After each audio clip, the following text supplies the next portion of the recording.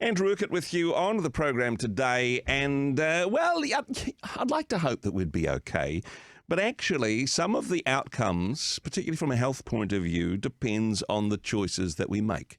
There's a little bit of cause and effect. There's a little bit of sowing and reaping, input equals output. Well, I don't want to get too specific on that from a digestive point of view, but joining me on the program from Doctor on a Mission, Chef Michael. Michael, kia ora. Thank you for your time today. Kia ora, Andrew. Great to be here and great to be with your listeners today. This is there's that old saying, you are what you eat. And if that's the case, I'm a cheeseburger.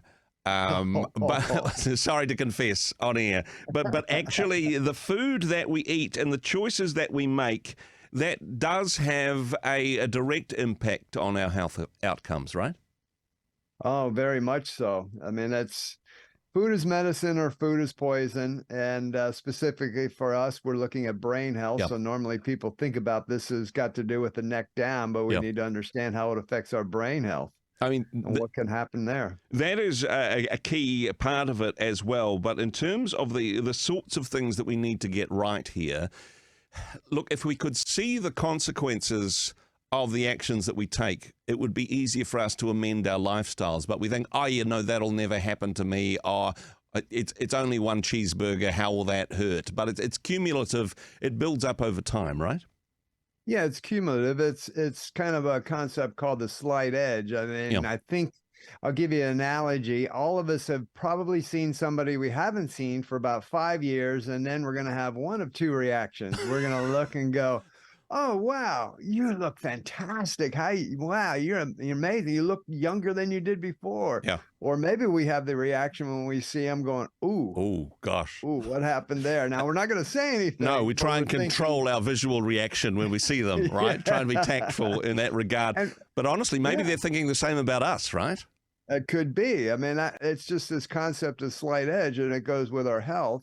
With anything else in life, we're not on a, let's say, linear. It's not just a straight line.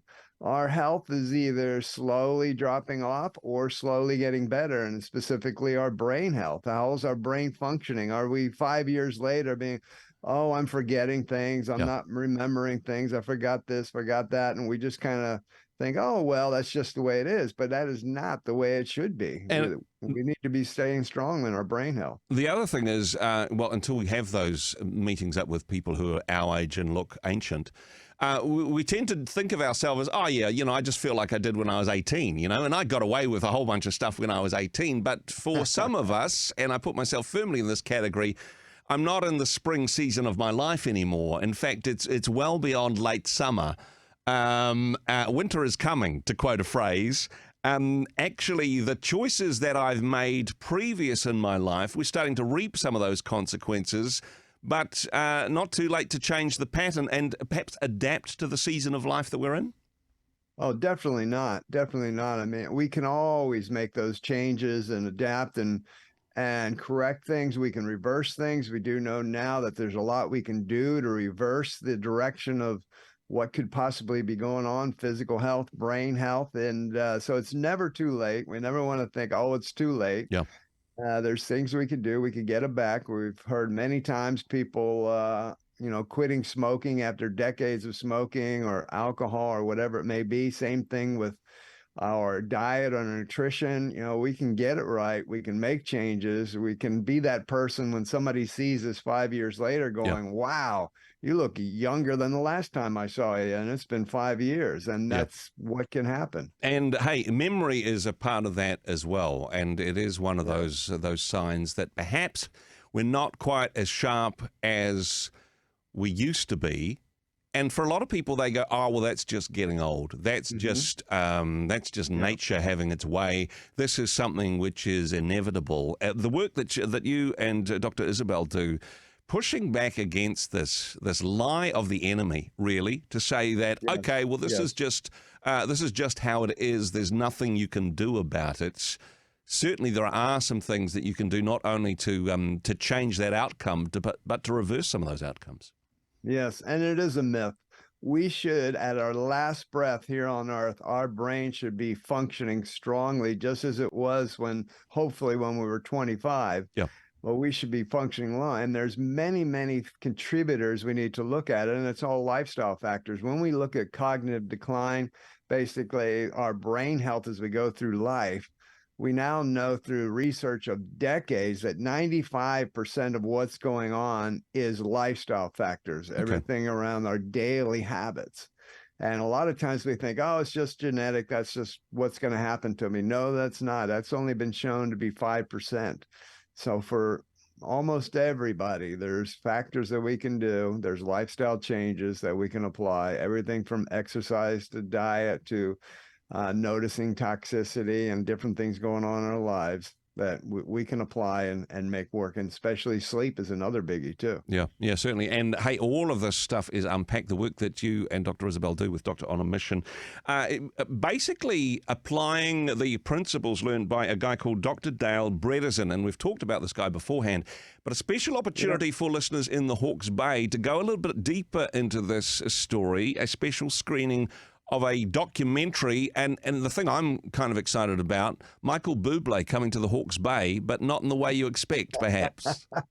Yeah, no. Well, he was here at the mission. Exactly. And he did say what a great area it was. But yeah, an amazing, amazing opportunity for, if you're in the Hawke's Bay region, you know of anybody in the Hawke's Bay region. This documentary called Memories for Life, Reversing Alzheimer's has been 4 years in the making. Dr. Bredesen is the subject of it, but it's also a little history of how do we get here. And the documentary has actual people in there who have reversed their Alzheimer's and are now doing fantastic. Their actual stories, a little bit about how that happened. But the great thing about this being a documentary is the company that did it, they wanted to look at all sides. They looked at some of the naysayer sides. They talked to people who said, well, this just can't be true. They talked to the actual people, interviewed them. They got Dr. Bredesen's story, a little bit of him. So we've had the opportunity here in New Zealand. This is the only opportunity in New Zealand to see this before it goes globally in all kinds of different film festivals and that. So it'll be Monday night, October 16th, 7 p.m. at Event Cinema in Havelock North. It is a free event. Wow. So people get a free night out. We just have to have the opportunity to sponsor it, but there is limited seating, of course, because of being a free event, we have to cut off the number, but an amazing, amazing opportunity to check out Memories for Life, Reversing Alzheimer's documentary here in New Zealand, and an only opportunity to see it live before it goes globally. Well, hey, thank you so much for you guys doing this and sponsoring this event. This is happening Monday, the 16th of October, 7 p.m. at the local cinema in Havelock North. But hey, from all over the Hawke's Bay. Now, people do need to register for this. Just because it's free doesn't mean rock up. Register to avoid disappointment, right?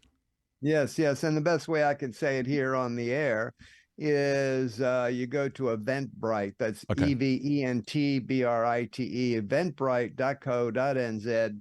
Look up Memories for Life, and you'll find it there. And you can just tick the button, get as many seats as you want, until they sell out. And we'd love to see you there. Very good indeed. And hey, for people not in the Hawke's Bay, of course, we can find out more about the, if you know somebody in the Hawke's Bay, that's great. But look, for the rest of us, we can find out more information about the principles contained in the documentary at dronamission.com, DOCTEOR, onamission.com.